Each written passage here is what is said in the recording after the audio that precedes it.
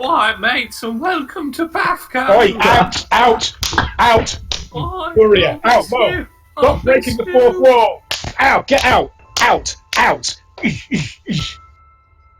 I'm sorry about that. Hello, and welcome to PATHCO. All right, yep, down. Now we've dealt with any strange courier-related interruptions, we join our heroes in media res. Now, would anyone like to say what happened at the end of the last session? And then we'll see what new narrative techniques our Dungeon Master may have picked up for filling in the gaps. Well, we learned from a video chat with the antagonist of this module that in the summoning that the Trogs at Arbello are inbound for a summoning of a Hezru demon, which is, a big bad demon, simple as that, which, if it were to come into this realm, would be quite suboptimal. So we discovered that, I think. Ramona was also there, and so was a weird little wizard guy, and Bonbon. Ramona, I think, got us some magical arrows, some good aligned arrows, and that was fun. We got some goodies from Bonbon and from the Pathfinder Society as well. And yeah, I think that's the biggest gist of it. How many arrows was I able to make from the teeth of the bear trap? We'll come to that in a second, but you were given 8 arrowheads. Now, after that, you all did various bits of preparation, and as the light came up and you were able to progress, you all left the swamp led by Montbec as the most stealthy member of the Pathfinder kind of group going forward. The rest of the... I beg your pardon? Pardon? Stealthy as Clanvar. Well, Clanvar's not Pathfinder Society. Ah. Out of the Pathfinder Society kind of invasion force. Ah, yeah. Okay, sorry, my mistake. And he kind of led you through the marsh, and I'm not going to make you roll for this kind of retreat, as there are various bonuses that you got for various NPCs staying alive, and this is the one you get for Montbec still being alive. And he was able to run you through the marshes, the sucking kind of wetness beneath you, for everyone apart from Thyra, of course, whose boots prevent that from happening. As you kind of exited that towards the northeast, the land started to harden and give way to this kind of mountainous, rocky upgrowing. And as you're going closer, at this point you can see the shadow of Arbello Castle up above you. As you kind of reach the entrance into the kind of Arbello Valley, Montbec tells you to stop, and he gives you a little kind of pointer towards, he says, we shouldn't head up the main road. It'll be filled with patrols. Even they're there usually. They seem to have even stepped things up recently. So you want to head up this side road. If you can get up through the mountain passes, and he explains to you how there is one main thoroughfare up to Arbello Castle, but there's a number of side routes through the mountain passes, very windy, that you can get around that are not that slightly more treacherous in terms of the well-troddenness of them, but certainly much less observed. And He points you towards these. There is a slight incident when you think you see there's some troglodytes coming over, but he goes, "You go now," and he kind of goes off to the side to kind of distract them away from the entrance as you get the way up. And as we come in on the group, you have in fact got up one of these side paths, and you are now up above this valley. And as much as Monbeck had said, there are indeed troglodyte patrols going on from left to right in the main valley behind you. There are the path that you are on, fortunately, does continue up here. So there is an exit above here. Like, this is the area down beneath you is kind of separate to where you're at. There is no direct route up there, and you can see these groups. And you've observed the ones down there for a little bit of time now. These appear to be two separate groups. The kind of one led by some kind of. You can only. Well, give me a perception check, actually. Can do. Perception. Here we go. Oh, Thyra. Very We're doing good. this? Ira actually perceiving anything for a change. Yes. So, like, you actually good. catch. You That's actually not where we catch are. a sight of this cleric. You're pretty sure this is a cleric. You in particular, Thyra, are able to pick up on this, and you can see the glinting kind of Zeb Gavazeb mark around his neck that he lifts up and gives a lipless lizardy kiss to before he puts it down. He appears to have, or they appear to have, these kind of troops to the left of the screen. These groups of axemen and javeliners, whereas this more swordsman here on the right appears to have this group of more kind of brutal-looking hand-to-hand combatants. As you're looking down, these groups have kind of they've been up and down the main. There's at least this part of the main pass. They appear to be patrolling right now. They're together at this point, but who knows where they'll be further on. Now, as you're looking down, that's a situation you find yourself in right now. Now, would each of you like to tell me what preparations you made before you got to this point? And I think we will start with Polian, since he is on the left-hand side of the screen. All right. Well, first of all, I would have looked for any onyx gems that I was able to procure. Mm-hmm. Now, okay, is there any particular person you would have gone to regarding that, or just asking around in general? I think I would have checked with Darren. Okay. Cool. And if he didn't have any, or if he only had like one, I would have checked if there were any like jewelry traders who may have had like jewelry with onyx gems in them.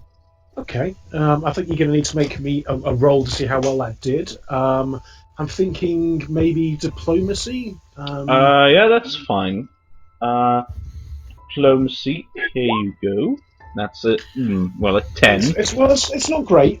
Could you roll me a D4 -1? Can do. That's 3. There you go. From scraping around, there are a potential 3 onyx gems for you to purchase at. Roll me another diplomacy check, if that's okay. Yes, certainly. 17. At standard price. So there are up to 3 onyx gems available for purchase at standard price. Alright, so what I need one per skeleton. I need one that's worth 50 gold, right? Yes, that's right. So alright, then I will buy I will buy all 3 of them. Okay, very good. Just a moment, I'll just deduct that from my total gold counter. Mm-hmm. So I'm now at that amount of gold. Okay. Other than sorry. Go on. Yes. Other than that, let me just fill that in as well. Gems. I would like to see if there are any crossbows for sale, or anyone able to miss a crossbow, and possible ammunition. Okay, don't you have a weird stealing roll that you can make for this kind of thing that's bonus boosted by one of your feats? I I can roll a sleight of hand if you wish. Is well, okay, yeah. So I are do you going have- to try and steal one, or are you I going to try? have my gloves of larcency, which do give me a bonus on that. Like there are definitely dead people around with crossbows. If you want to try and pilfer Yeah. one, that is available. First of all, I'm going to try the normal way. If Okay. that's too expensive or not possible, well then I would like to keep my options open. Crossbows aren't expensive. Well, I don't know. I haven't looked at the prices. So I'm just going to roll a diplomacy, I suppose, to see where I can. Sure.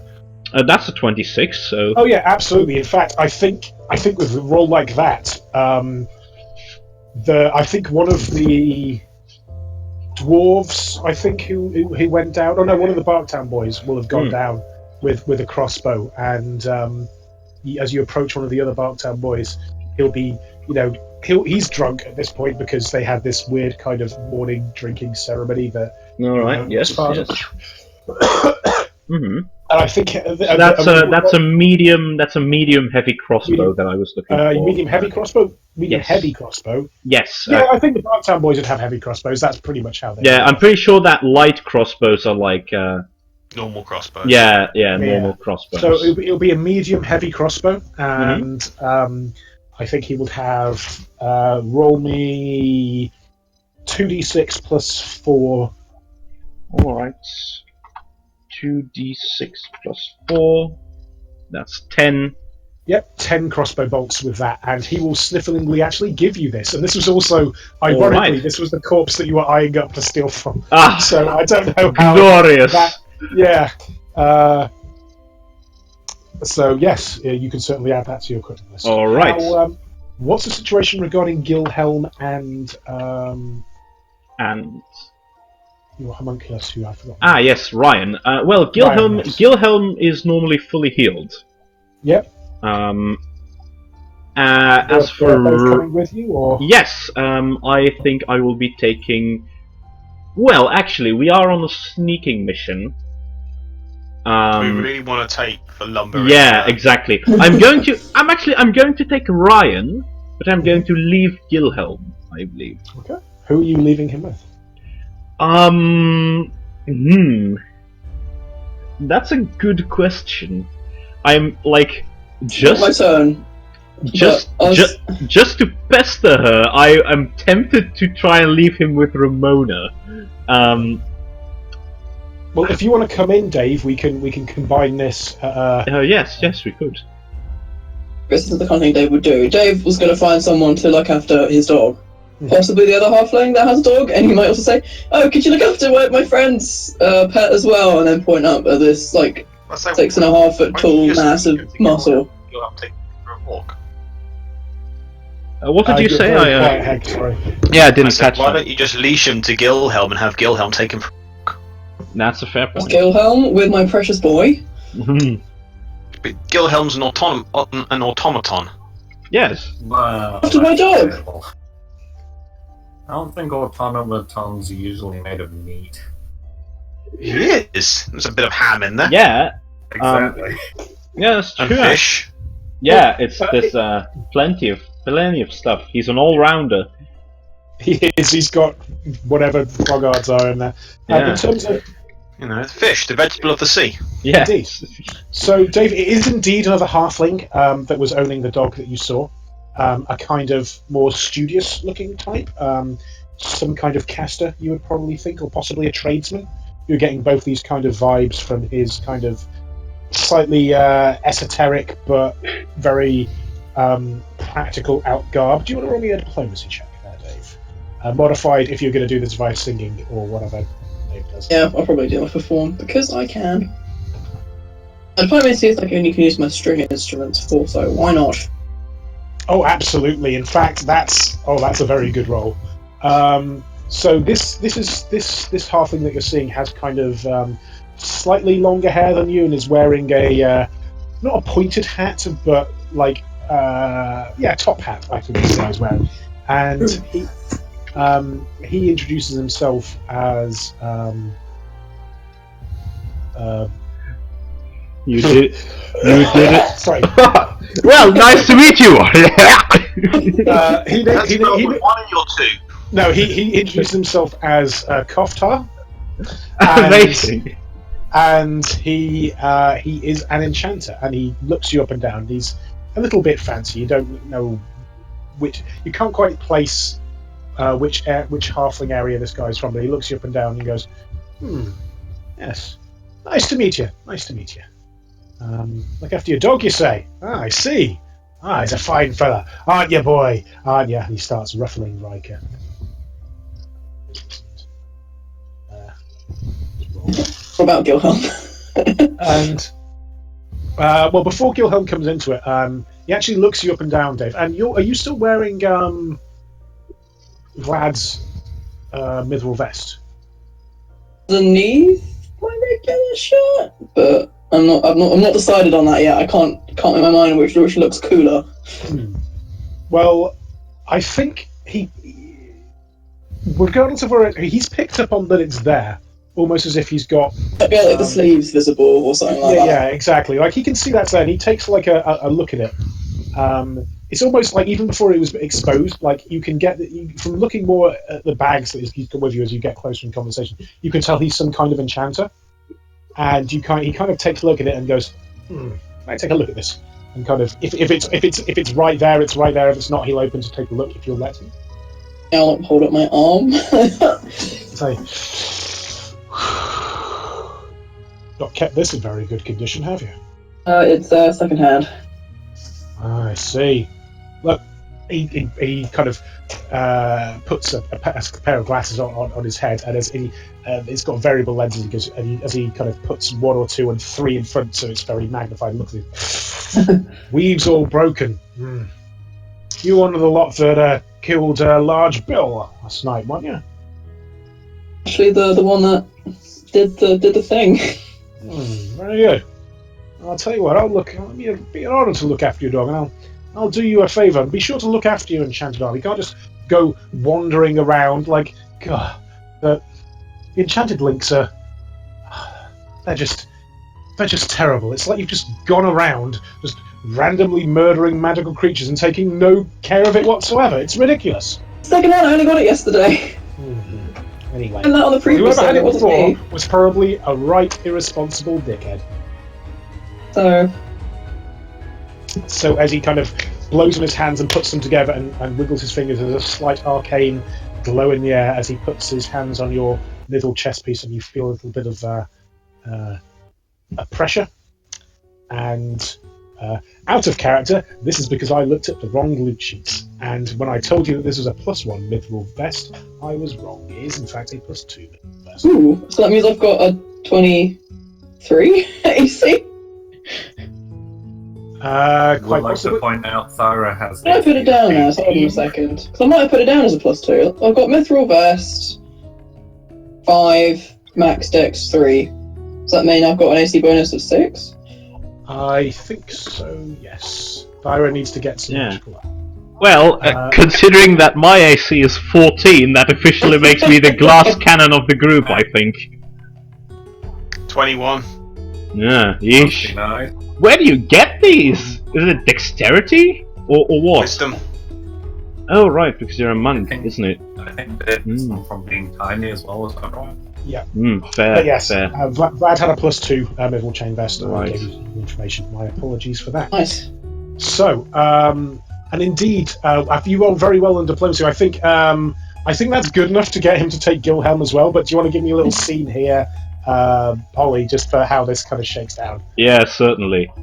Wait, just a second. I'm just putting in the heavy crossbow thing. Yeah.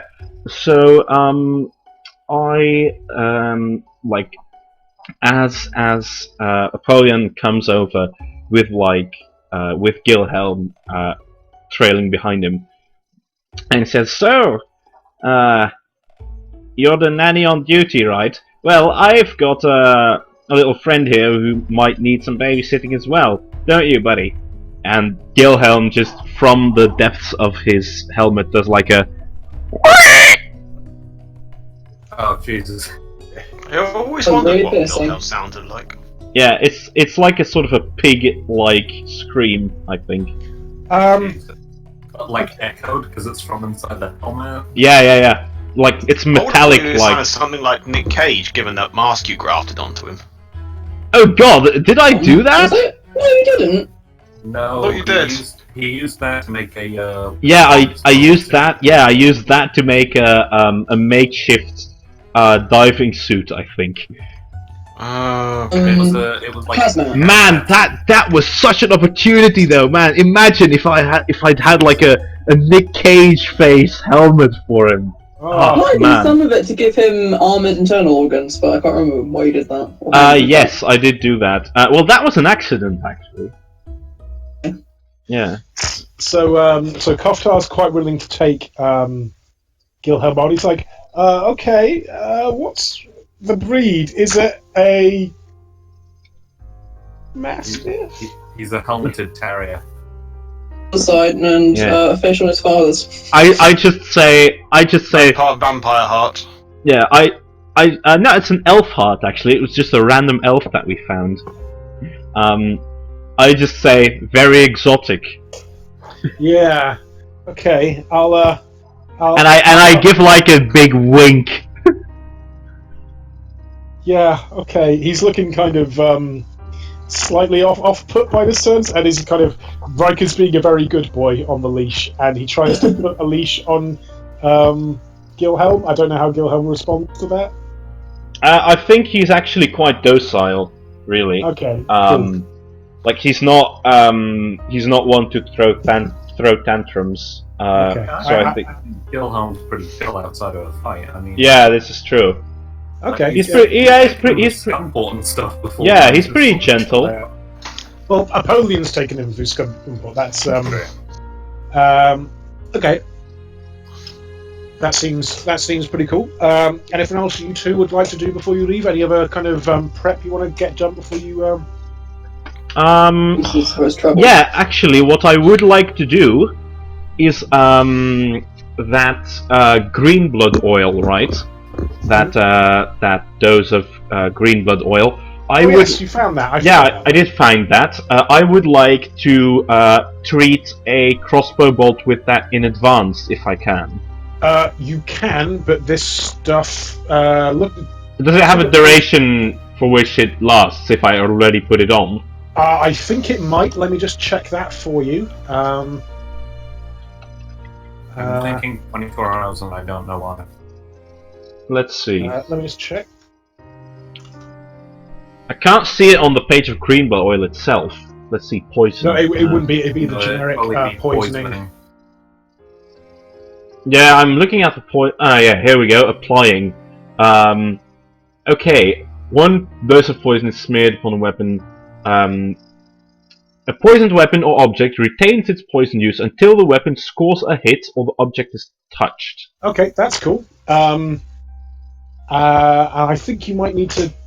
I think you've got enough. I think normally you have to make a roll to apply poison to weapons. Yeah, this is true. But because there's from making Vlad, he gets a thing where he does it for free. But I think that Bonbon is enough because alchemists get it to help you do it. Yeah. Roll on this. Probably. So I think I'm going to include that in the bonus you get for Bonbon surviving. So yeah, All right. you have one crossbow bolt treated with this. Dave, anything else on you? Give the halfling guy 10 gold pieces. Okay, Thank very you. good. He cost. he thanks you very kindly, and that's very good. Brother Glanvar, you have received 8 arrowheads of good alignedness, and you were inquiring about creating arrows. What was your preparation before you left? Not necessarily just buying stuff, but any meditation or stuff like that. No meditation, just need to set to work fletching these arrows. Okay. Do you want to make me a craft arrows check or whatever check it is that you use? Guessing that would fall under bow making. Yeah, absolutely. I think other DMs might have that as a separate crafting skill, but I'm lumping them. Becoming less enamoured with simulationism. Okay. 13. Okay. For that, I'm actually going to give you a choice here.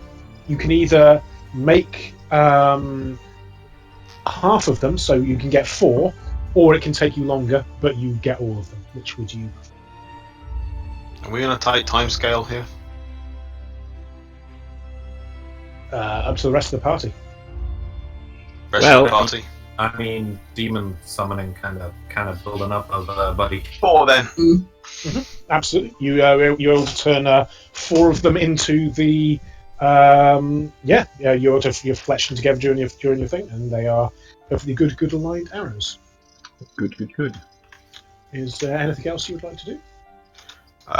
No, because that's pretty much probably taken up all of his free time. Okay, fair enough. And Thyra. Okay, so I have 2 things I want to do, I think. Mm-hmm. So first comes to first, I'm going to go and see the dwarf whose arm got cut off. You remember him? Friend. What? Made friends with him. He's my buddy. But Okay. crucially, as a dwarf, using traditional dwarven war techniques, I'm hoping he has a couple of throwing hammers spare somewhere. Okay. Hey, buddy, hello. And I'm like bustling through the crowd towards him because I feel. Roboty there, Jack. Sorry. Quite am I roboty. still roboty now? Okay. What? We'll see. It's like, Thyra! Heard you got mixed up in that large bill mess. I fucking murdered him. I'll tell you that. Good on you. And he goes do to like- shake your you do hand, like- realizes it's the wrong hand, and then the other hand comes. Yeah, we switch hands and do like that, like the grabbing hand and then like belly slam thing. Okay. Well, you can't do the full belly slam thing. We'll take You're us. missing an arm, but No, that's. Well, I just do it with his other hand. Yeah. Crud. I think Discord may be crashing. One of my channels just went down. So Oh, watch yeah. out for that. okay. Prepare for the incoming sense of doom. Yeah, heads up, viewers. We'll try and deal with that as well we can. Yeah. Okay. Yeah. So yeah, he's Yeah, so I basically I do some small talk, I check up on his arm, rebandage it if it's necessary, and then I sort of get to the meat of the matter, and I'm like, so I notice you have a couple of throwing hammers lying around. he totally does. Do you want to roll me a diplomacy check? Crud, here we go. No, that's okay. Once again, do you want to roll me a D4 -1? Sure. Actually, a D6 -1. That's slightly more rare. It helps Dead's life. Yeah, 5. 5. You could totally take 5 throwing hammers. Nice. What's the damage like on a throwing hammer, do you think? It is absolutely written down on a table that we can look up. Okay, well, Heck his Discord has lost server connectivity. Okay. Okay, that's unfortunate. Uh, Yeah, trying the web app might. Well, actually, no, that wouldn't. Well, you never know. You could always. Hello? Everyone? I'm Oh yes, alright, you're still here. just Good. thinking Maybe the web app. I'm thinking maybe the web app connects to a different thing to the desktop one. I mean, probably not. The web Well, you app- can always try, I suppose. Shrug. So yeah. Indeed.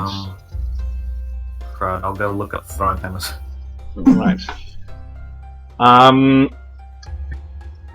Actually, what I would also like to do beforehand Mhm. is actually Oh, it's use. just like a light hammer, I think. I think Right. Lighthammer is the one that you're using. Yeah. I would like to use one of my Onyx gems. Okay. Do I need to get a skeleton token ready for you? Yes, absolutely. What's the roll we usually make for that? I don't think we do because it's Oh, just a spell. It's just a spell. That's Yeah, right, it's just a spell. So I would like to look for what's the array of because there's a lot of dead stuff at the camp. Well, at There the is inn, a right? surprisingly large amount of dead stuff. What's There's a lot the of bug. what's the catalogue? Well, it's a fine year for skeletons, sir. In fact, I think that there is. Didn't someone give you like a weird? Wow, that would be so funny if there's if a necromancer shop has skeletons to raise, and they have really old mummified ones which are classified as vintage. Oh yeah, no, that is absolutely true. Yeah. And I think there's a roguish looking guy who's looking around, and you can kind of sense a small bit of magic come out. He seems like some kind of rogue sorcerer, multi-classing as fine vintage this year, isn't it, sir? In fact, he's one of the guys that was able to give you some information on where those onyx gems were. Right. Can I roll a sense motive on him to see how necromancy this guy is? Yeah, absolutely. Necromantic, I suppose. Necromantic, yeah, absolutely. Yeah. There you go. Yeah, absolutely. I X-ray this man. You X-ray this man. You're getting the impression that he's not really a pro. He's more of a talented amateur. In a meta sense, he probably doesn't have more than one rank of sorcerer. He seems like someone who might have a latent talent, but That's just on the weekends. Yeah, he seems like someone who might have a latent sorcerer's talent, but put all his training into being a rogue. He's in a So he's not actually capable of raising any dead then. No, but he's quite good at he knows a lot about this. You kind of get the impression he's probably a grave robber, and maybe uses his sorcerer's cantrips and stuff to help him in that line of work. Alright. He's part of a reenactment society for the Sorcerer Wars. Yeah, I'm just think of a slightly creepier version of the grave robber from Darkest Dungeons. I think is probably the way to. Yeah. Alright. So he's definitely got a shovel. He's definitely got a shovel. Definitely got a shovel, and he's looking, a fine crop here, sir. Yes, got a number of boggards, and I don't know why he's decided to act as a sommelier for corpses. Yeah. But he is in fact Joshua the corpse sommelier, and he is showing you around. Okay, that's perfectly fine. And he's got there's a number of boggards, of course. There's Large Bill, but he's maybe a bit for normal types of resurrection. These frogs, no. They're not particularly good for a discerning customer. Wow, look at this. Oh, who's this fellow here? I think he's flirting with you. And I can see thumbs up from the background. He's kind of around to where Wizardly Pete is. He goes, there's a lot of magic in these bones. And as he's walking around, there's a number of. Basically, you could probably find any of the. It's mostly humans and boggards, but there are dwarves, some halflings. Concerning Wizardly Pete, well, how I know that I'm on the threshold. I know that I'm on the threshold of desecrating the memory of one of the more beloved members of this party. However, these guys are not even acquaintances to Apollyon, so this would not stop him at all. No, I know morally it wouldn't. Practically, you would want them to not know that you've done this. Exactly. So that's what I'm wondering about. How surveyed is the body of Wizardly Pete? No, actually... Until Jack and Haggers are back, Jack's gone too. Oh dear. Okay. Yes, it does seem like that. Oh, is Discord's going down, is it? That's not good. Yeah, they've been having some downtime recently, I believe. Yesterday, I think there was a short downtime. Not awful long, 20 minutes max. Yeah, I hope that it stays somewhat. I hope it resolves itself quickly enough. I think we might just have to stay in flashback land for a little bit longer. Yeah. Can I roll something like a spellcraft to see if Wizardly Pete, being a wizard, will get me any. Will this skeleton be able to do anything extra because it's Wizardly Pete? Roll me a spellcraft. The whole point of your skeletons is that they go around and hit stuff real hard, and then they take hit points. We don't need another squishy wizard. Let's see, do I have a... No, I don't have any golden dice left. Alright. Spellcraft... Ho! Piss. Eight. No, it would just be a skeleton and a stupid hat. Okay. In that case, never mind Wizardly Pete. Okay, never mind Wizardly Pete. Okay. Yeah. Well, I mean, Apollyon is practical, so... Yeah, I mean, you kind of get the impression that anyone that sees you do this would probably really prefer you take a boggart rather than one of their friends. Yeah, assumedly. Yeah, that's the vibe. Actually, can I, like, looking at large Bill, because, like, I will just get a boggart skeleton from this man, I believe. Well, man, boggart. Is it possible to raise his skeleton, do you think? He is large, and you only... Yes, of course he is. Yes. Yeah, alright, I didn't know he was actually large. No, he was actually large. Oh, okay. In that case... actually... is Croak Norris still around? Oh! Croak Norris is a medium humanoid. Yes. Croak Norris is very much a medium humanoid. humanoid. Yes, he is missing. He is missing like an arm though, because The hands. It got melted. Yeah. The skin got melted, and the bone, and it got shot through. The bones are probably still more or less fine. They're probably a little bit jacked up, but I don't think it really. No, okay, then in that case, well, I know what I'm taking. Okay, you're taking Croak Norris. I'm taking him, yeah. All right. I'm just gonna drag him to like behind a building. Yeah. And like I'm just gonna put like the onyx gem in his where do you put it? Is it like in the mouth or whatever? Actually no, I'm just going to put it just on his I'm just going to put it. Hello, guys. Can you still hear me? Hello.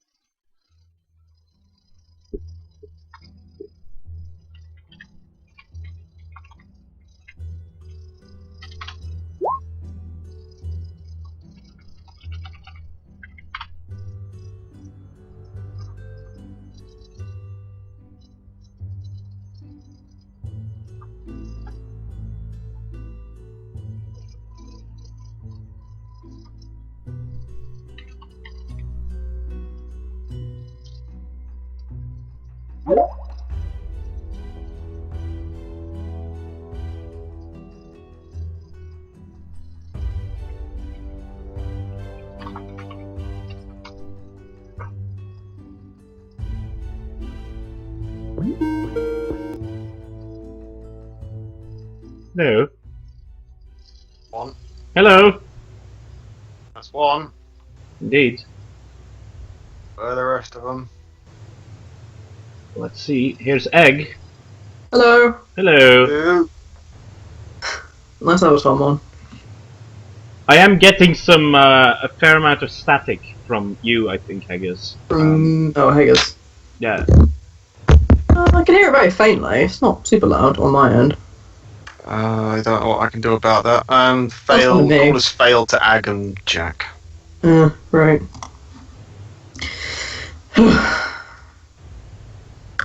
Unless we can get this to work, this is going to have to be an abort. Is Jack? Can't Jack join us here in the Skype call? Because like what happened with me was like it didn't like show the calling and like the little jingle, but I did see it pop up join call on the top of the screen, Yeah. which is what I clicked on. And I was wrong. This one hasn't been used since March of this year. It was the old one that was April of last year. Ah, yeah. So this one didn't even last a full year before we ditched it for Discord. Yeah. Can I try and go into the Skype chats?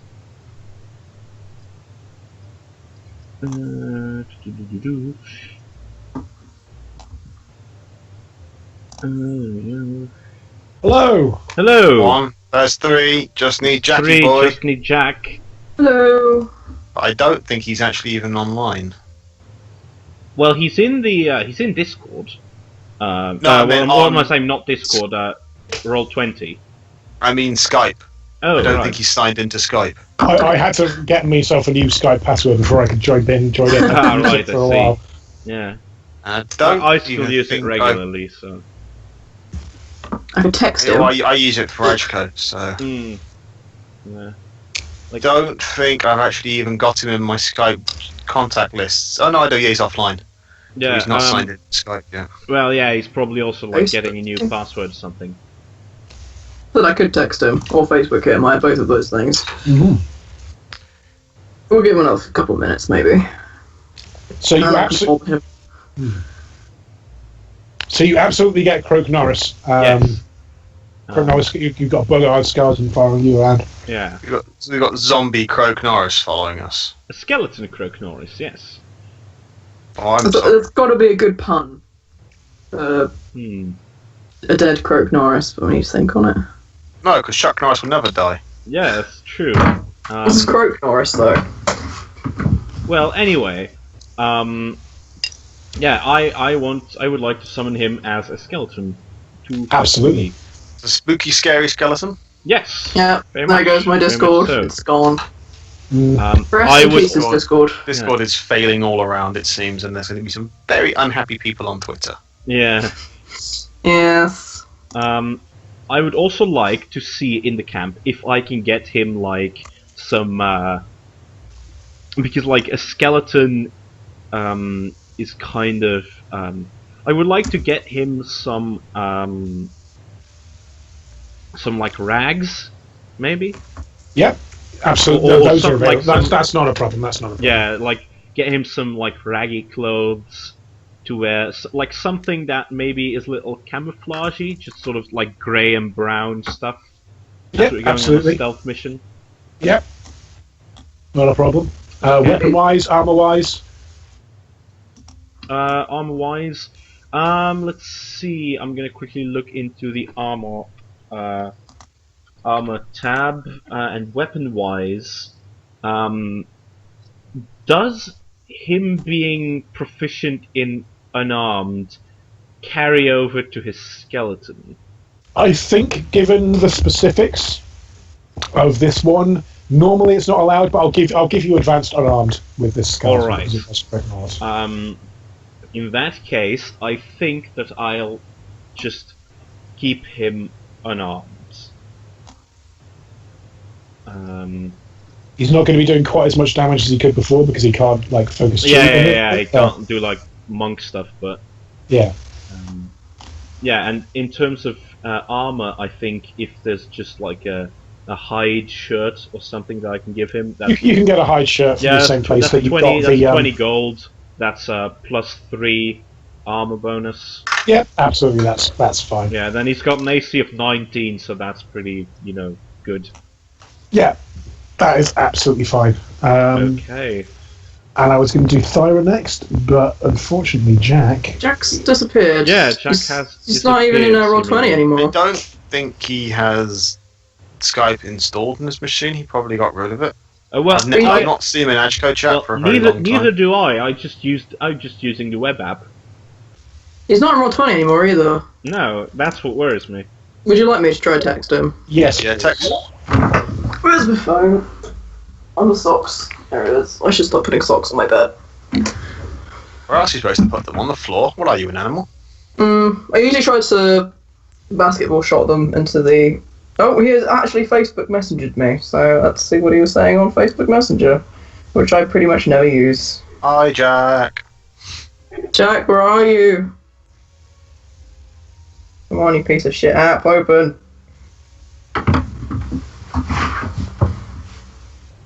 Are we still streaming out of curiosity? Yes, we are still streaming. His All of web this, is his all web is of this dead. is being recorded. Posterity's sake. Thanks, Discord. Yep. Oh, his Yeah. internet's down. Yeah. This is going well. Technical difficulties. Technical difficulty. Why don't you amuse us with a drawing of a skeleton boggart in the meantime? Well, I'm currently amusing us with a drawing of what was his name? The grave robber. His name was Joshua, Oh, the Joshua, yes. corpse sommelier.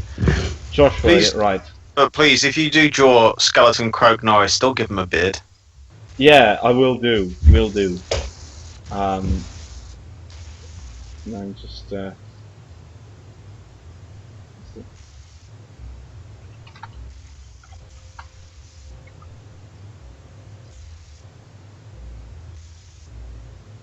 And we just lost Egg. Hello, Egg. We Hello? got Egg back. Yeah. Hey. My Hello. web died at the same time Jack was informing me of the fact his web was dead. It's And then when it page- came back again, Skype wasn't reconnecting me. So why does the web hate PATHCO, says Jack? I don't know. We need to make a sacrifice to Tim Berners-Lee.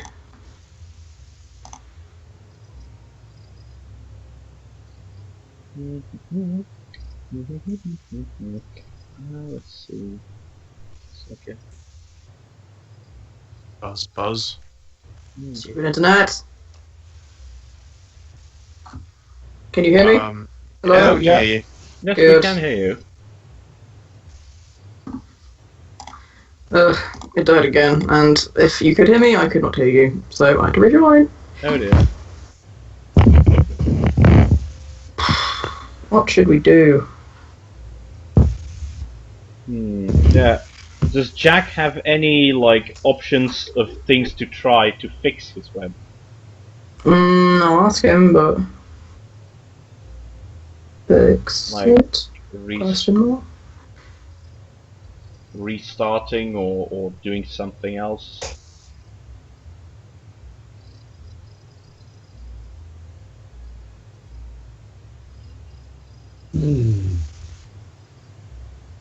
Right. So, Again. Sorry, my internet's being a piece of shit. okay. Jack is typing. Yes. Let's see what's going on there. He doesn't even know where the router is. Okay. Oh dear. Step one. Locate the router.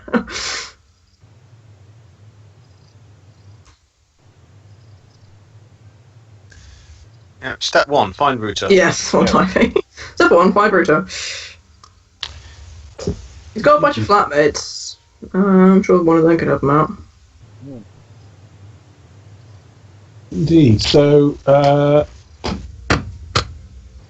yes, interesting. So, likewise, as I was saying, as you guys were heading on the way over here, you did kind of go through the marsh on the way back and up into these foothills, and it is kind of interesting the way that the landscape changes as you're always going from the squelch, squelch, squelch, crunch, crunch, crunch, crunch as you start going up. It is very immediate. It's almost like there was some kind of basin that the marshes fell in, and as soon as you get out of it, it's almost very immediately into this kind of rocky kind of terrain, which suits troglodytes very well, as anyone that's passed a... well, give me a knowledge nature check, anyone that's still here. Will do. Knowledge, nature. There you go. 17. Yeah, you know that troglodytes tend to do quite well in rocky terrain. They tend to be more used to this kind of areas. Probably why they. If you give me a knowledge history as well. Can do that too, I believe. Yes, indeed. 11. Wow. That's lame. Just lost egg, I think. Hello, egg. Hello? No. Hello. Fuck's sake. Well, I meant to roll knowledge nature. Oh, I didn't. There we go. And a knowledge history. And knowledge history. Okay, sure. Nah. So yeah, you know that the troglodytes tend to do quite well in rocky areas. They tend to be better at like scuttling around and hiding in these kinds of areas. And in terms of history, you know that Arbello Castle, at least this region, was originally like hundreds of years ago under troglodyte control.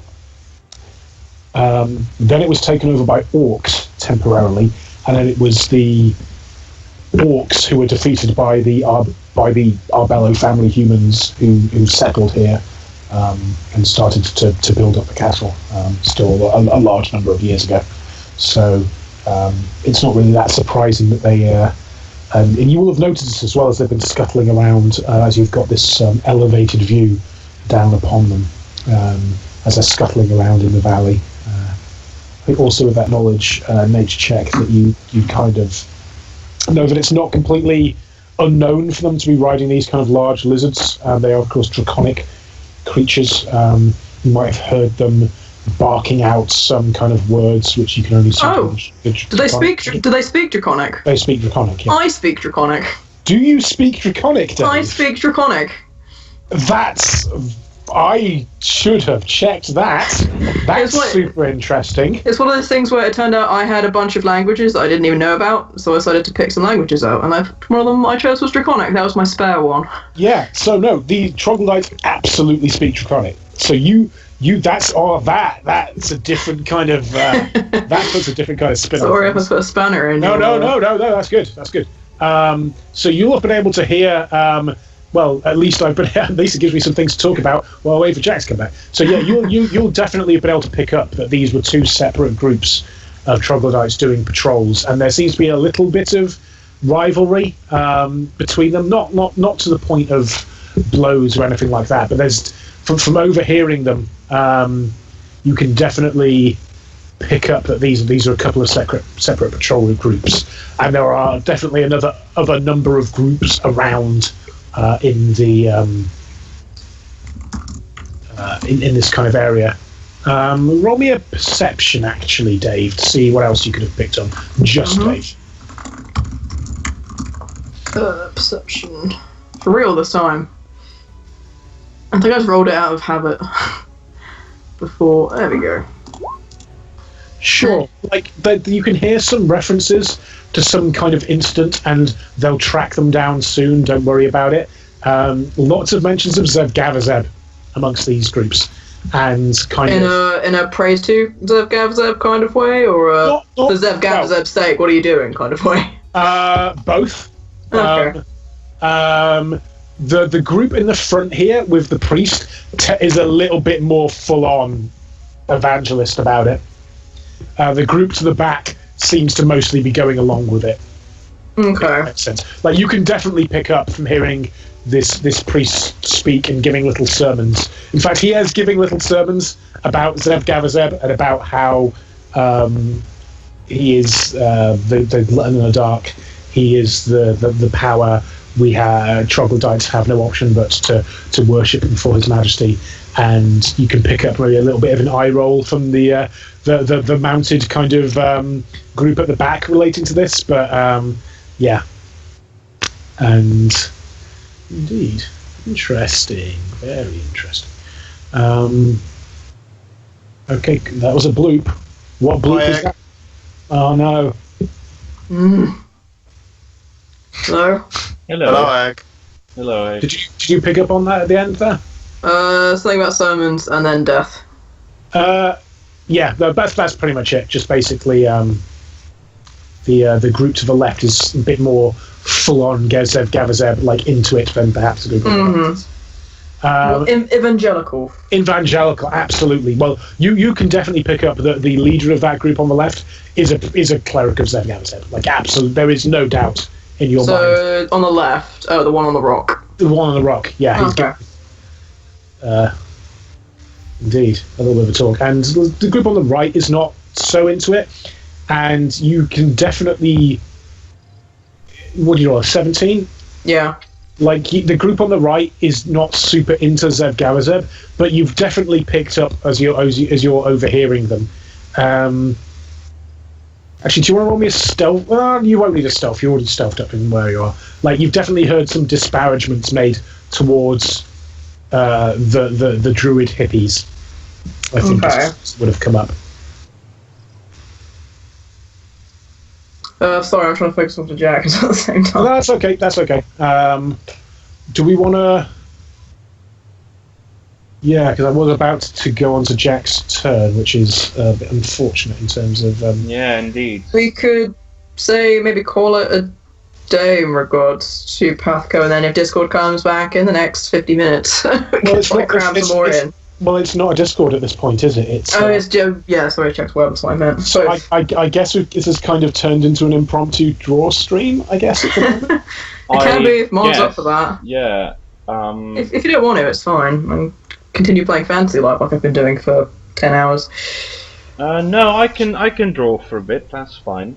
Yeah, we will go back into it as soon as Jack gets back. Yeah. So yeah, at the moment I'm just sort of drawing some trogs. I had an interesting experience today. Oh right. Oh yes. I was getting the bus to go and do some shopping, and the bus was a bit delayed.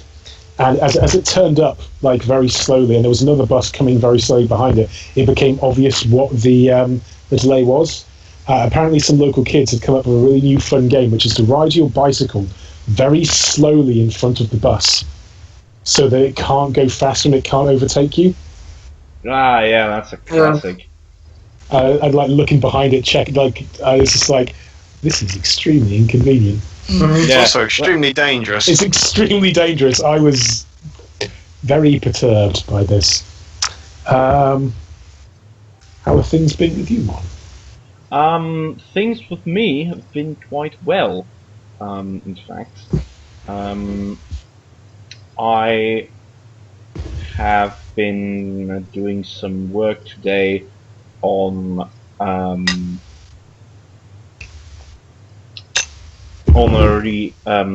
been doing some work today on a review for the student magazine that I do some volunteer work at in my uni city. Gosh. Yeah, well, actually, I started there as illustrator, but I also do a review now and then. That's pretty cool. Yeah. What were you reviewing? I was reviewing a theatre piece that I went to earlier this week, which was quite interesting. It was sort of a combined play of acting by one actor, by the way, and some video material. And it was quite interesting because it was mostly about Kenyan stories from during and after the colonial times, and that was quite interesting to watch. Mainly because often when you have a topic like colonialism, you often have these quite heavy things, quite somber in tone, if you will. But that wasn't necessarily the case, as this man, who was Kenyan himself, he had more of a. It was more of a. I wouldn't say that it was optimistic per se, but it was. It certainly was. I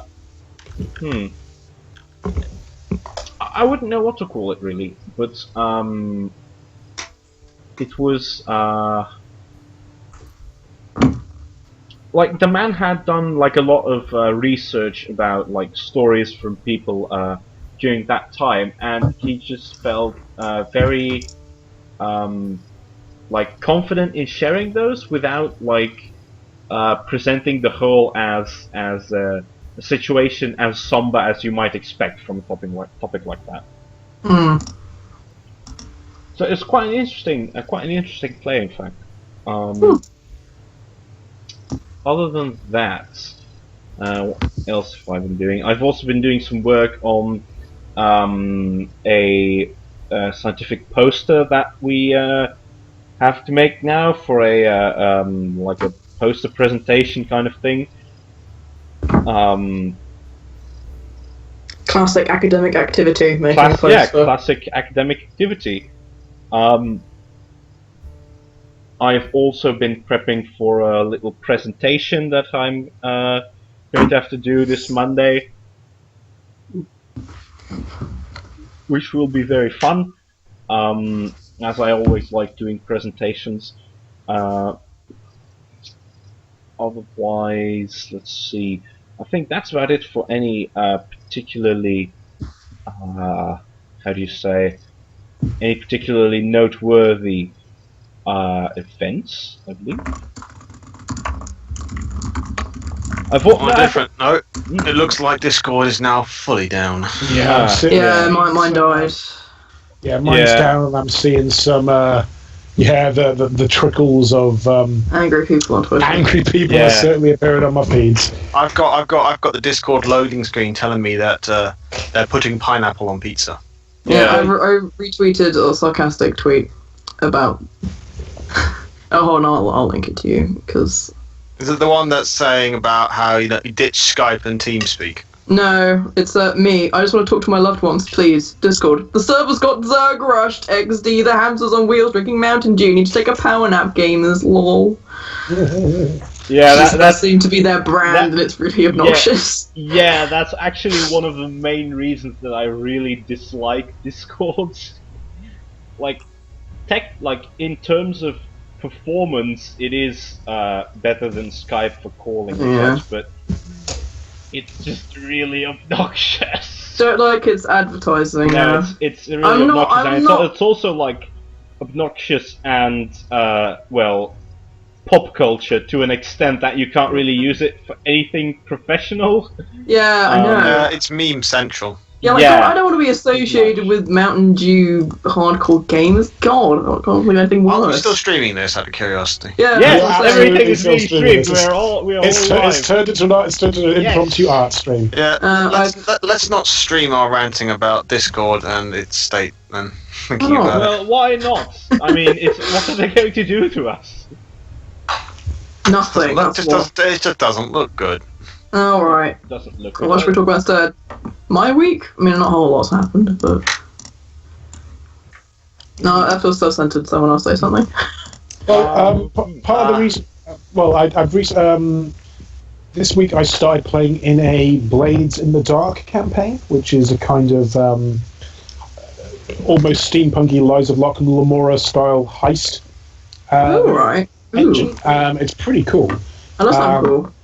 And it does a lot of flashback stuff, which is why I kind of wanted to come in with like an in media res flashback to try and because otherwise it'd be like then you go over the marsh, then you go over the things. And like by setting you in a place and then flashing back to the relevant things, I thought it might be a slightly more like focused way of getting that's true, actually. the narrative where we needed to get it, rather than it being like a simulationist journey. If that makes sense. Yeah, I thought it'd be a bit quicker, and then all of this happened. But I think in principle, it's kind of makes sense. You got the flashback part down. Yeah. Well, I think there's a little bit of flashback that I want to do related to Donovan, which is kind of. Let's see. Yeah, Sod's Law struck us. No, it's Murphy's Law. No, it is Sod's Law. Sorry. It is Sod's Law. No, Murphy's Law is if it can, it will. Sod's Law is that Murphy was an optimist. Have you seen the Murphy's Law cartoon with Weird Al? No. It's pretty good. I'm pretty behind on it, but it's by the same people that did Phineas and Ferb. With if you like Phineas and Ferb, I did quite like Phineas and Ferb. Murphy's Law is in the same vein. I don't vein. actually think that I've ever seen that.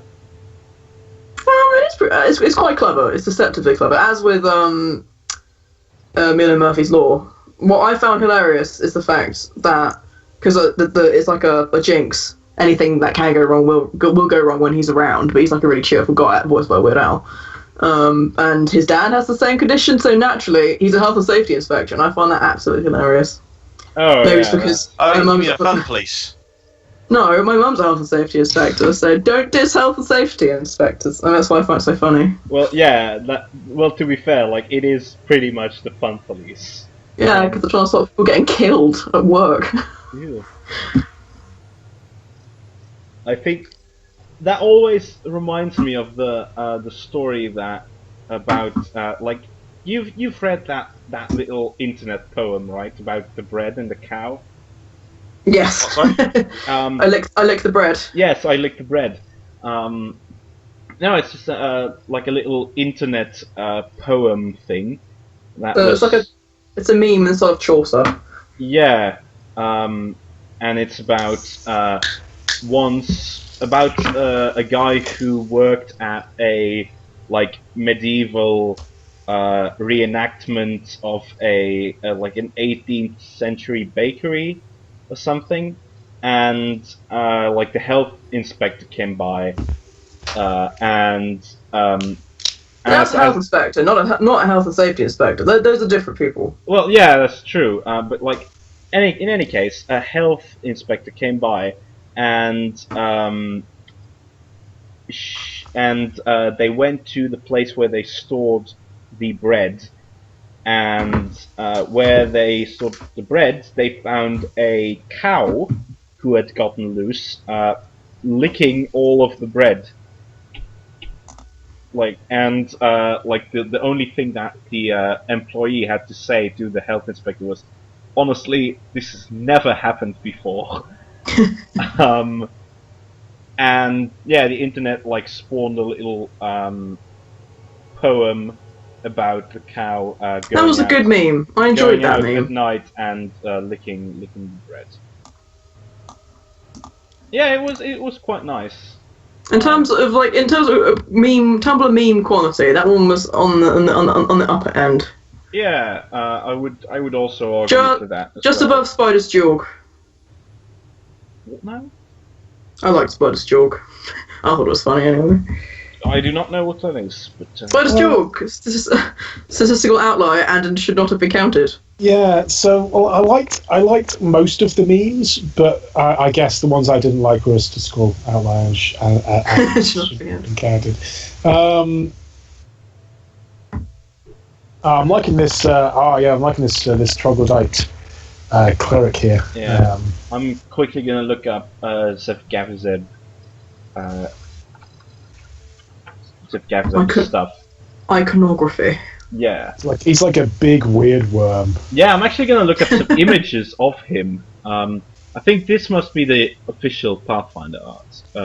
Which is quite nice. As always, we're not technically standard Pathfinder universe. No, especially not in terms of art. I think this is one of the more okay ones. Yeah, this just is because it's a big weird worm. Yeah, for a demon lord, I think that this is actually quite. Some of them are a bit Cthulhu-esque, but I think that's the kind of official one that's usually used. I just like the fact that his area is called the Glutton Dark, which I just think is a cool nice. Name.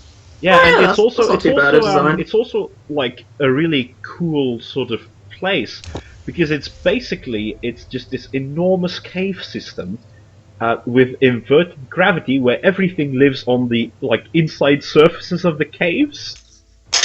So they're like inverted planets basically, these caves, because they're so enormous and there's apparently like sort of pseudo sun crystal organic things like floating in the middle of the caves, which like simulates a sun, and that's quite cool, I think. You talking about Dyson spheres? Yeah, it's a bit like a Dyson sphere. No, it's actually not. Well, yes, if the Dyson sphere were a lot bigger than the actual sun, and people lived on the inside of the Dyson sphere. Yeah, that's a Dyson sphere. Yeah, basically, yeah. And yeah, I'd like to claim, because a lot of the Pathfinder gods are super generic. Yeah. I'd like to claim that I picked the good one, but it was totally an accident to get us involved in here. That it was the one that was involved with trogs, but it turns out to be one of the good ones. So, no. If it had been badly designed, one would have just drawn a better one. Exactly. Absolutely. pretty much what I do. But no, I think that a lot of the demon lords can really use a makeover. Not only I think in terms of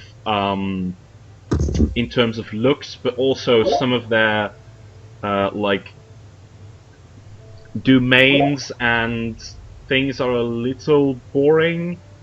Well, yeah, as you said, some of them are just very generic.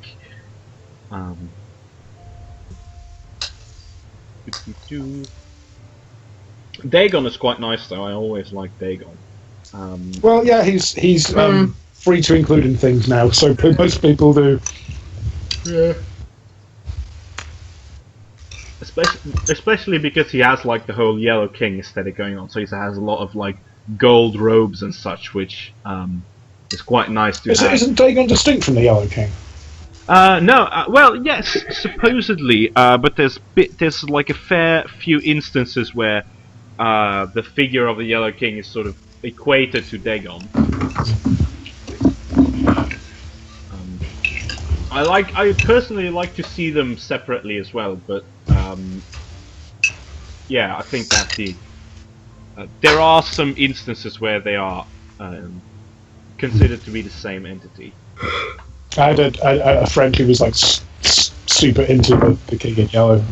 Yeah, the King in Yellow is really cool stuff. Is he a demon lord as well? No, it's I was about to say who my friend. I'm like maybe. No. But no, I went to his house and it was like he's got a really cool picture of the King in Yellow. It's made of like human hair and things. It's ooh, yeesh, wow. Okay. That is certainly something I would like to have. But yeah, well, the Yellow King is basically a figure that comes from sort of the well, it's not actually part of the Cthulhu mythos. He's back. Hello, hello. No, it's not. oh, I know it's back. I'm already signed in. Oh, Discord. Oh, Discord. this. It's all somewhat irrelevant considering that. No, Jack. Yeah, indeed. yeah, his router must be like down. One would Yeah. assume, yeah. Discord is back. Okay, so let's see.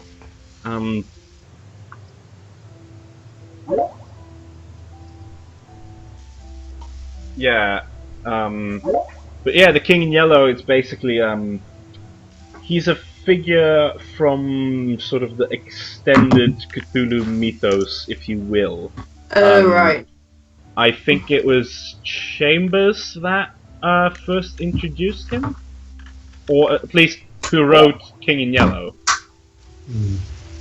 I mean, some of the more interesting mythos stuff. Yeah, it doesn't actually come from Lovecraft. Yeah, it doesn't come from Lovecraft himself. This is true. He mainly just provided sort of the basis of the concept of his type of world building. It's inspired a lot of other writers to sort of pick up on that, I assume. There are many arguments. Yeah. There's a lot of discussion to be had about. Jack's online on Discord, by the way. Yeah. Jack's online on Discord. But Okay. he's only got Wi-Fi on his phone, Yeah. not on his computer. Oh, he's on his web. Ah, right. That is unfortunate. Yeah. But I told him Discord's back, so he talked to everyone else. I had to keep checking Facebook Messenger. I don't like Facebook Messenger. Yeah, but yeah, no, Lovecraft is. I've been reading some of his work, like half a year ago, I believe, and then I sort of started reading other stuff as well. But I think that it's mostly him coming up with the sort of like the prime concept of what he does. That is essential for his contribution to the genre, I'd say. It's more that, well, I'd say that he created the genre, but he's not the best in the genre. Yeah. A la Tolkien in fantasy. Yes, somewhat like that. Although more racist. Well, Tolkien wasn't an angel either, but yeah. Well, yeah, but Lovecraft was particularly Pretty bad. Yes, I've heard. It was mainly due to the fact that I believe he spent most of his life just in his village of birth. So he was very xenophobic. Which, I mean, I think there's plenty of people that argue that xenophobia in itself is sort of part of his incentive to create the kind of world that he did. There's definitely some stories he wrote where that comes up. Yeah, well, in most stories, like, you can easily tell that usually when he refers to like cultures that worship these kinds of gods, it's usually Evil brown people. Yeah. Anyway, like, well, yeah. I mean, thing is, he I also believe that he suffered from night terrors as a child as well, which was also part of why he sort of came up with this really bizarre and outlandish world. So it's more that it's actually quite curious because he was I think a writer who was very influenced by his, wouldn't say his circumstances, but it's sort of that there's a lot of traits about his personality simply that really are mirrored in his work, if you will. Well, it's kind of the case for all writers, though, isn't it? Well, I don't know. I just find it to be very particular in Lovecraft. Yeah, to be more exaggerated. Yes. Okay, that's pretty cool. Yeah. Well, not cool. It's a thing. It is a thing. He was also a very sickly-looking fellow. It's got to be said. Which, honestly, is quite fitting for the kind of thing he wrote, but... Yeah.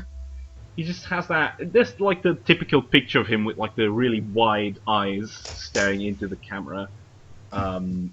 Which is, well, that's Lovecraft for you, I suppose. Indeed. So, any of the people who are here, is there any further stuff that you would potentially like to do, flashing back to the route in, or anything like that?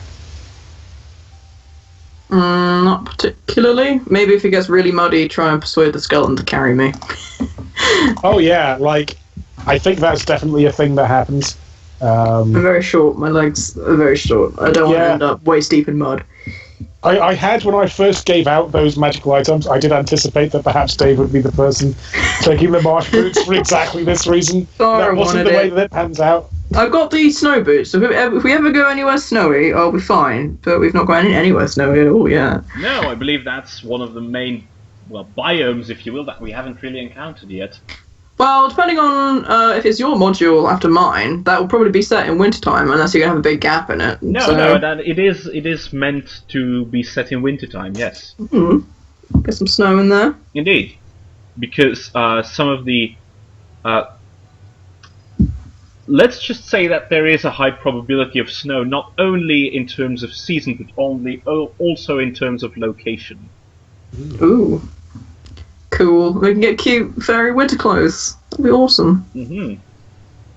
I was writing a story ages ago. Maybe I'll pick it up again. That was framed as Aunt Tilda telling the story to a very, very small Dave, like aged 9, so physically extremely small. About the time she went to like the equivalent of the North Pole, and I don't know if she fought, maybe bargained with a white dragon there, but I never got much further than that. Much further than them meeting the quest giver and then setting off on his giant mammoth. Oh, right, yeah. It's something I've given a bit of thought to, but not much. I was also kind of... I was semi-close to introducing Laser Ted as an NPC in this episode. I was also semi-close because I was having difficulty finding...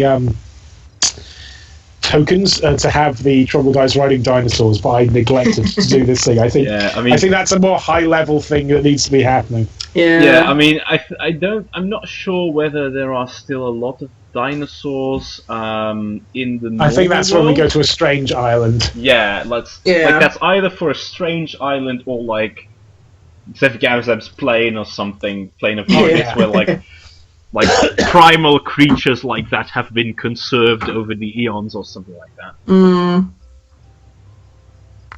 Man, I saw some pretty dope dinosaur skeletons and recreations. I went to Manchester last week. So I was taking my sister to the university there. She had an interview, and we had dinner with Jack. And while she was having her interview, I wandered around the museum, which was literally just next door.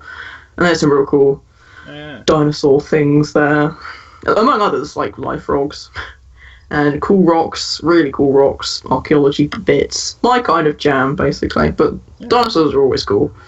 Yeah. We have a pretty fair like dinosaur museum here in Belgium, actually, in Brussels, which I was also at recently. Didn't get a lot of time to look at the dinosaurs because I was there on a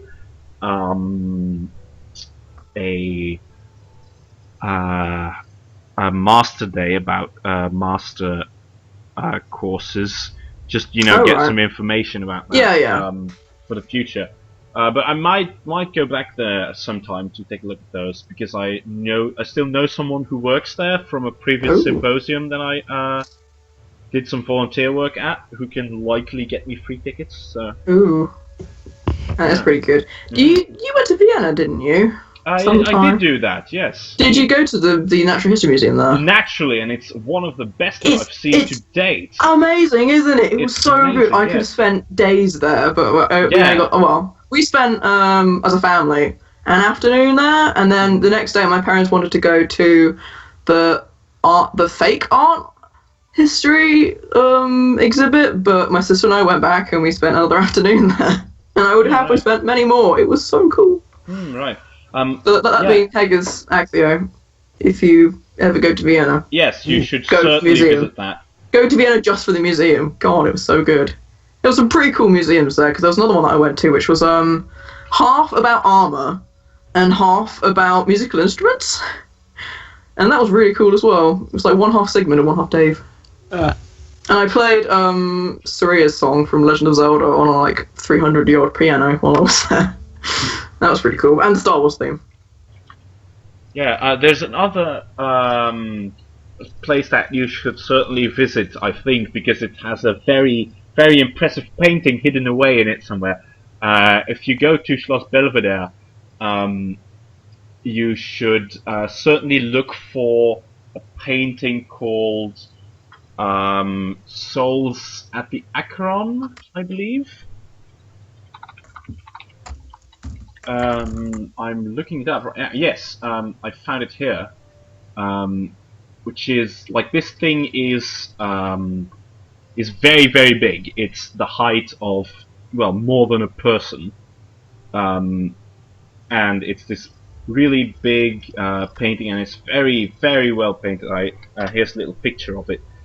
And yeah, I was certainly very impressed by it. Especially because it has a very particular tone to it that you don't usually see in pictures of more Greek mythology, as you see, Hermes there. Yeah, that's pretty cool. It's a very he's portrayed a lot less frivolous than Hermes is usually portrayed. A lot less frivolous, actually. And that was what I thought made this picture quite interesting. And just Schloss Belvedere is by itself a very, very impressive museum as well.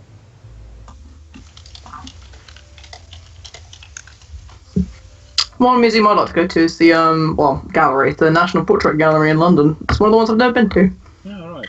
I'd like to go there because my history teacher at A level did art history as his degree, and he was always trying to cram it in. Never could get away with it. And he did make it sound very appealing, and it would be pretty cool just to sort of wander around and look up pictures of old people. Indeed. And also because when I'm rich and famous, I'm going to have an oil painting of myself. I need to get inspiration now. Yeah. think that, but yeah, certainly in terms of Vienna, the Natural History Museum in Vienna is honestly, I find it more impressive than London's one. Really. Oh yeah, same. Because that's London's one's always hyped up to be all this, all that, but actually Vienna's one is a lot more impressive. Has a lot, has a far more how do you say, has a far more elaborate collection. Yeah. I really did. It was amazing. It's been a long time since I've been to the one in London. I was like 11, but yeah, the one in Vienna was amazing. I would quite happily go there again. I really liked Vienna. I expected to hate it because I don't like big cities, but Vienna was no, Vienna is. I think I've come to realise it's just London that's horrible. Very expensive though. Vienna must be said. It's I'm not quite certainly sure. one of the more expensive cities to visit. I'm not quite sure where he found the money, but we stayed. I don't know if you ever saw it, Hotel Sasha's. It's one of the really fancy ones. Yeah. MI6. Yeah. MI6 lived in it during the Yeah. Wow. Yeah. Isn't that like really expensive though? I don't know how my dad did it, because we're not ultra rich. We're quite rich, we're not ultra rich, so I don't know where he found it. He must have made some deal or something, but yeah, we stayed there. It was pretty cool. There was a that's pretty top tier. There was a telephone in the bathroom. Yeah. There was a TV in my mum and dad's bathroom, but we got a slightly less fancy room. Yeah, because that's also the place where the chocolate cake comes from. It's not really chocolate cake. It's hash taut. I found it pretty disgusting. Actually, I didn't like it. Well, I didn't actually taste it. I was there with a friend who is like the kind of person that like, have you ever traveled with someone who just does all of the specific things to a place not really because they enjoy it, but because they want to, like, it's you can call them checklist travelers. Yeah, my dad's a little bit like that, but my mum is a bit more, let's just walk around and see what we find, and I think it's tempered out. We do a lot of wandering around. Yeah, a friend of mine has that in a really extreme way, and I let him convince me to take me there because I wasn't very interested in just a piece of chocolate cake that is obviously overpriced. But he did take one. A piece, and I took a little bite of it, and honestly, it wasn't in the slightest as impressive enough to warrant the kind of price that they demanded for it. Sorry, I missed half of that because my internet died. That was your blooping. That was you who was blooping. Yeah. Blooping? Well, honestly, I am just sort of rambling about at this point, just to do some I'll quite happily talking. listen to you rambling about cake. Indeed. What about you, Agthia? Have you got any or you, Haggis? Have you guys got any traveling stories or museum things to share with us? Traveling or museum? Not recently, no. Ento, we bought our new advent calendar for this year. Oh, right. From the usually we do the Lego ones, but we've looked at what's in them for this year, and it's basically just the same stuff that's been here for the previous couple of years. So we've got a natural history museum advent calendar where it's like there's like a tree which is the base. And every day you open a little animal, and it's like a fold-out 3D thing, and you slot it onto a slot on it, and it becomes this 3D little animal thing. That's pretty cool. Yeah. Yeah, it is quite nice. And that's the latest thing I saw about the Natural History Museum. All right. I'm just finishing up like some of the detail on this Zevgavzeb cleric here. What I'd want in a natural history museum calendar would be like you open a door and you get like a different chunk of rock every day. Yeah. Because the rock collection in Vienna was amazing. I know. I was so annoyed my parents didn't want to spend anywhere near as long I as spent I did. like 2 hours there, I think, just in the rock chambers. I wish I could have. There was the one in the museum in Manchester. Actually, it's a really cool rock. I took pictures of some of the weirdest ones because like, how does the Earth produce like constructs that look like this naturally? I can't comprehend how it can make such bizarre formations without any human intervention. Yeah, you'd be surprised sometimes. This is true. It's nuts. It's nuts. I can't fathom it. It's like, oh my god, the Earth is crazy. Yeah, I've seen that a lot lately.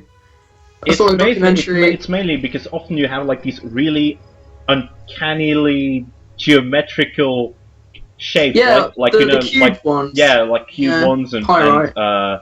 and pillars and things like that. And I believe that it's well, really, it's quite funny because it usually always comes down to like just certain molecular interactions that I know, tend to but produce like a crystal of a certain configuration. it's just and- crazy. Yeah, It's just quite the Earth something. is nuts. Indeed. So, I was watching a documentary the other day. It's on BBC iPlayer still for you Brits. Called Deep Sea Sharks, I think it was. It was narrated by David Attenborough, as all good documentaries should be. Indeed. And I was just boggling, like, oh my god, these things are super bizarre. And they're only like 500 meters down. What else is down there that we've got no idea exists? It's just crazy to think of that kind of thing. We live on this planet. We've been living on this planet for thousands of years, and there's vast swathes of it that we know almost nothing about. Well, mainly because it's easily the most hostile place for us Yes. on this Earth because the pressure is so high.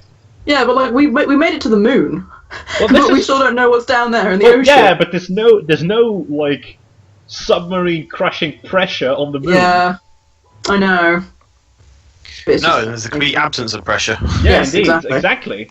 which is easier to deal with apparently than the kind of Isn't it like crazy pressure that you have. I forget what the figure is. Like we've explored, like I know it's an incredibly low percentage of our world because of how much of our planet is water. Yeah, indeed. was- What's also interesting, actually, is that like the kind of water that's liquid on top of our planet, like this, all of the seas and such, only accounts for, I think, roughly 5% of all water in the Earth, because a lot of it is captivated in the stone and the Ice clouds. well, yeah, no, Yes, yes. no, it's not even ice and clouds. It's just that like 95% is just all the water that's captivated inside of rock and soil underneath the Earth's surface. Percolated, the geographical term. Yes, Were you there? percolated, indeed. Through permeable rock. Yes. Mean to show this to you, Mon. Goblin shark. Ah, yes. What? Very freaky creatures. How Look at this. did you Look at this assume- video. How did Look you at it. assume that I did not that I do not know the goblin shark? I wasn't, but I thought I could enthuse with you about how crazy the Yes, goblin of course shark you can is. enthuse. Look at this. Look at that video. Look at yes, the video. Romp. How's everything on Earth that does that? Yes, that's the goblin shark. I love it. It's so disgusting. It is an amazing creature. It's crazy, man. It's crazy. It is crazy. There's actually creatures that are a lot crazier than goblin sharks. Oh yeah, I know. Um, Oh, I'll tell you what. I've been thinking about. Hold on, I guess I can find it. It's on Wikipedia. I, for instance, greatly enjoy hermit crabs. Oh, crabs are adorable. Yes. They're weird, but they're also adorable. I was seeing a lot of gifs of cuttlefish recently, and they are I love cuttlefish. My favourite cephalopod. they're great. Oh wait, I didn't actually mean hermit crabs. I think I meant like. Let me quickly look this up. I think it might be horseshoe crabs. Oh, the flat ones with the, Yeah, yeah. the long tails. Yeah, I've seen those. They're cool. Yeah, They're blue indeed. blood. That's the one. The horseshoe crab. Yes. Yeah, they're neat. I like them. Yeah. I think I saw them described as the Roombas of the sea. Yes, that's a fair way of putting it. It's also very easy to see if you look at these sort of creatures and other things that live in Antarctic waters, where people got the inspiration for films like Alien. Yeah. So it's quite. That's actually one of the reasons that I really like Geiger and the Alien films, is because they really did well on captivating on something that exists in the Earth and introducing Yeah. it like into the horror genre. which hasn't really otherwise been done. So that's quite interesting how they found like stuff like this, and they thought, well, actually, we can use this because it's very freaky. So yeah, I do like that. One of my favourite sea creatures. I'm posting this in Skype chat now. I think I want to redraw the picture which I've linked, which hopefully will show up the proper one. No, yep, so it did. There were Tide Knights. Tide Knights. Oarfish. Oh yes. The particular picture that I've linked. I love that picture. That seems very Tide Knight-esque. Yeah, I'll just redraw it like the Tide Knights instead of what I assume are Navy people. United States servicemen. Because they could be Navy, but they could be something else. Well, yeah, I assume it's Navy. But yeah, that certainly seems like something that's like the that kind of picture actually really captivates what I think like the Tide Knights are like as a group. Yeah.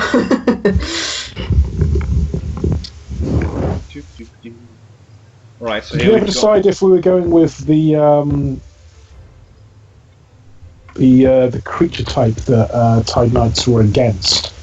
I was going to go for generic aberration, yeah, because most aquatic sea monsters are aberrations brackets aquatic. But I thought it still made sense for them to have the sense evil rather than sense aberration, but I don't know. It's up to you. I think sense evil is quite interesting, but I think that maybe the smite powers might be because usually they're like undead specific, aren't they? Or how does that work? Like I'm just. Smite, you get an extra bonus on your first attack. Like, it's like ridiculous. Like, when I calculated, I could do like 49 hit points of damage in a single turn if I rolled max. Yeah. It's against evil aligned outsiders, undead, and something else. Demons, if they don't count as outsiders. Those are outsiders. Like I'm quite sure. Yeah, there's some other category I can't remember now, but it would definitely make sense to swap at least one of those out. Yeah, swap that to aberrations. I believe. To aberrations, yeah. Yeah. Maybe it could be interesting to instead of have like 3 groups, have only the group of aberrations, but however to balance out that it's only specific to one group, have it like be improved if they're also aquatic aberrations. Yeah, that's a good idea. I/we should start drafting up some kind of more official looking Tide Knight archetype at some point. I do think that I did something of the sort. Yeah, you did something with the level 5 stuff, like summoning a boat instead of a mount. Yeah. But I was thinking of going for the one which gives you a better weapon, because I thought that, that's is true, but more useful, because we don't... Well, yeah, but that's still... I think it still might be interesting for other Tide Knights who would also have that archetype, obviously. Definitely. I just want a cool weapon. Because it makes sense. Like, okay, you're a better Tide Knight. Here, we give you a better weapon because you're a better ranked Tide Knight. Yeah. Or back to the sea spirits again. Yeah, the good old sea spirits. Generic, undeveloped sea spirits. Yeah, well, it was just like we were just trying to come up with an idea at that point. So. Yeah, it was a good idea. It works. I do love my Tide Knights. Yes. So I'm going to see if I can try and squeeze them into a creative writing thing at some point, but my next creative writing assessment, I've already decided it's going to be about superheroes. Right. I've got a long time to think about it, which is quite nice. I don't know if you saw, those of you that follow me on Twitter, I got both of my recent assessments back and got 80% on one and 83% on the other. Hey. Congrats. The 83% one, that was my creative writing. 85% and above is considered publishable quality. So next time I'm getting that band. I'm going to be publishable quality. It's good. But I need to read already. Back to the topic of uncomfortable racism. A book written in 1660s by a white woman about a black slave, and it's so toe-curlingly racist. Well, yeah, but I think that is it is important. Yeah, it's not only a product of the time, but it's also important. I think that you read stuff like that. Oh yeah, just to get an idea of what that time was like. And like she's a lot. There's like two different kinds of racism, and I think most people think of like hatred, but there's the other kind, which isn't hatred. It's just it's a very prejudice. Yeah, it's a sort And- of, There's systematic stuff, and there's this is and a that- really, really big subject. But Yeah, Yeah. it's a bit more like Afro Bane. She's called. It's a bit like, cause she's like, oh yes, very beautiful, very fair. You know, a very great man. It was beautiful, but for the color of his skin and stuff like that. And it's like almost good, but then you add that on. well, She's a lot fairer than I think most people of her era would have been, but it's still. Well, yeah, product of it's her time. always.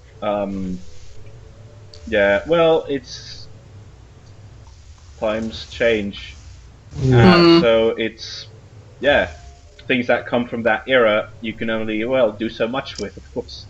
Yeah, I was thinking because before this, I was looking at Othello, and I bought the German copy and gave that to Mon. Yes. The English copy, like I think race was handled quite well.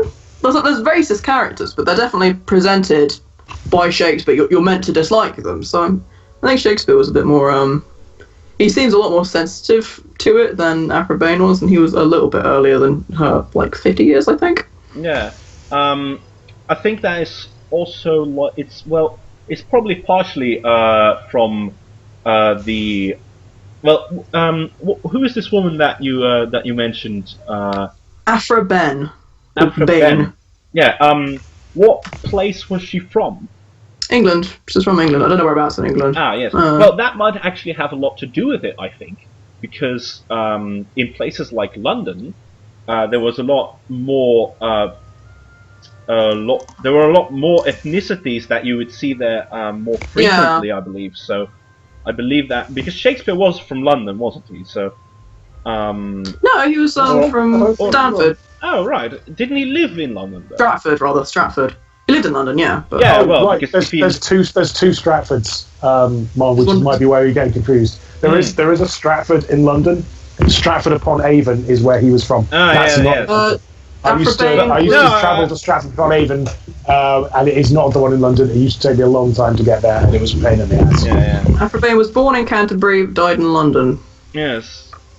Well, yeah, but if he lived in London, then he might be more acquainted with people, or at least they might have been more of a part of his daily life than in the case of Afro Bane. Well, she literally lived in Suriname, I think it's called, or Suriname, I think it's called now. Oh, okay. She lived there for a while, which is where she met this guy, I think. Oh, right. I was just theorizing on what it might be. Yeah, it is interesting, this kind of stuff. I like history, so doing English literature wasn't actually a bad switch, in my opinion. I'm liking the iconography you've got on this. Yeah. Trog's kind of nice. The vestments. Vestments. Yes. Yeah, I thought that just the generic robes would be a bit how do you say, a little unceremonious. No, not a little unceremonious, but a little vanilla, if you will. So I figured that I should probably give him like some color piece or something like that. So I gave him the spikes that you see there, sort of the that's nice. things, the frills. I'm gonna see if making them like frills is a little. No, I like them better as spikes. There you go.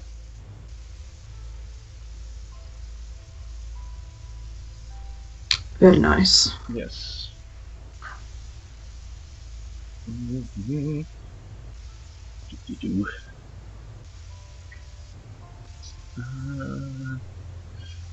Yeah.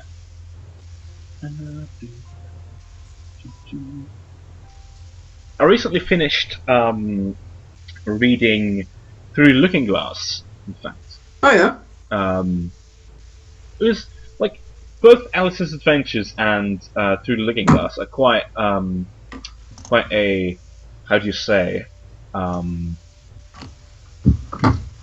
they're very whimsical, and that's what you'd expect. But they're not only whimsical just in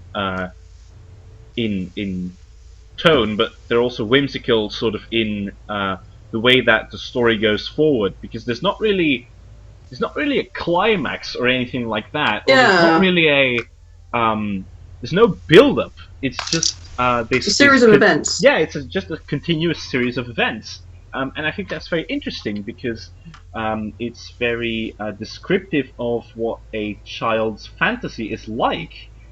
Yeah, that's how kids write. Yeah, exactly. They go and then this, and then that, and then this, and then that. And that's so well portrayed, and that's why I really like it, because you can tell that Lewis Carroll really had a sense of how children think. And it's very nicely portrayed in Alice's Adventures and Through the Looking Glass. I should reread that sometime. Got a really gorgeous illustrated copy of my sister's room somewhere, but I've got all this literature stuff on my plate first. I've also got an illustrated copy, which I believe really adds to the experience. Yeah. With like the original illustrations that belong to the book.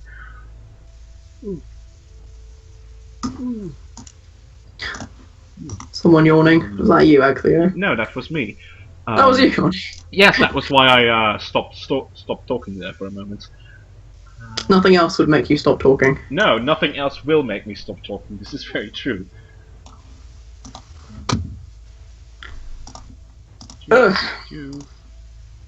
Alright. Very well. I'm going to stop adding things onto this troll, I think, because otherwise it will just get oversaturated. Yeah, I think we've got to 9 PM anyway. I don't think that Jack is No, I don't think so either. I've been keeping in contact with him. He's So that's not gonna help. Apologies for anyone that kind of came in looking for more of a session. Unfortunately, we kind of got sideswiped. You're not available tomorrow, are you, man? No, because I have a fair amount of stuff to finish for different. Would you guys be available during the week to maybe? Not at all. No, we're not really, are we? No. No, I cannot do anything during the week. Okay, well, it is what it is. I guess we couldn't really. Stay la vie. Yeah. Yes, indeed. Well, at least we did get to do some of the in media res stuff, and we are literally at this overlooking. I want to like establish that these guys, like you're above these. You're looking down on these. And you due to Mombek's guidance, you are hidden view. Hidden. Yes, we will see where we move from here, but there is certainly a route up into the mountains that goes past these guys. Just foreshadowing, perhaps. Yeah, indeed. Proleptic irony. Yes. The heading term. I will then stop the stream in 3, 2, 1. So say goodbye, everyone. Goodbye, everyone. Thanks for coming by. Sorry it went weird.